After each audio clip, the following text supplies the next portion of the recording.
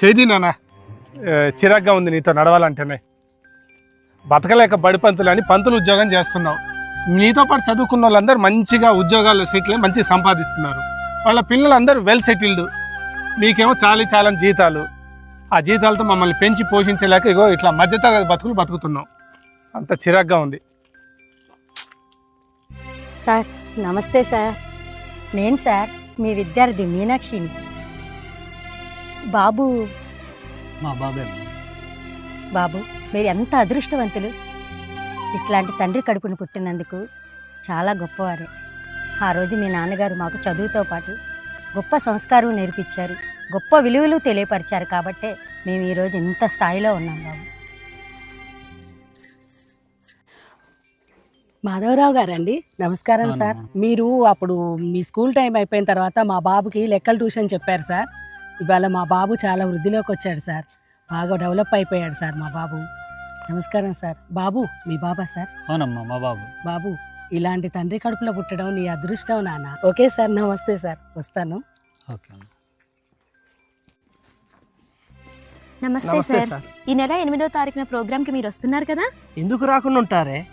Master చేతుల మీదకి ఎన్నో వేల మంది విద్యార్థులను తీర్చిదిద్దిన సారు. పైగా ఆ సార్ దగ్గర చదువుకున్న ఒక విద్యార్థి కలెక్టర్ అయ్యాడు. మా మాస్టర్ వస్తే తప్ప నేను రానని అంటున్నాడు.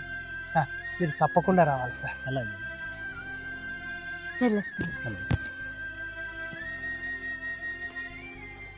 మాధవరావు బాగున్నావా? లలిత బాగున్నావు నువ్వు? ఏం బాగుంటాను. నేను పనిచేసే ఆఫీస్లో ఎవరో లంచం తీసుకున్నారంట. అదేదో నేను తీసుకున్నట్టు మా కాలనీ వాళ్ళందరూ వింతగా చూస్తున్నారు. నీ కెరియర్లో ఒక్క రిమార్కు లేదు, లంచాలు తీసుకున్న పేరు లేదు. గుణములో గొప్పవాడైన రాముడే చేతులెత్తి మొక్కే గురువు స్థానం మీది. దొంగలు దోచని ఆస్తిని విద్యార్థులకు అండగా అందించే మీరు నాకు స్నేహితులవటం నా అదృష్టం. తల్లిలో గురువు ఉంటారు, తండ్రిలో గురువు ఉంటారు, భార్యలో గురువు ఉంటారు, భర్తలో గురువు ఉంటారు, స్నేహితుల్లో గురువు ఉంటారు. ఎందెందు చూసినా అందందు గురువు మీరే కదండి. అందుకే మీలాంటి గురువుల స్థానం తారాస్థాయి. ఇలాంటి తండ్రి కడుపులో పుట్టినందుకు నువ్వు చాలా అదృష్టవంతుడివి. వెళ్ళొస్తాను మాధవరావు. అలాగే. నాన్న నన్ను క్షమించండి నాన్న, నన్ను క్షమించండి నాన్న. గురువు యొక్క గొప్పతనం తెలుసుకోలేక తప్పుగా మాట్లాడి నన్ను క్షమించండి నాన్న, నన్ను క్షమించండి.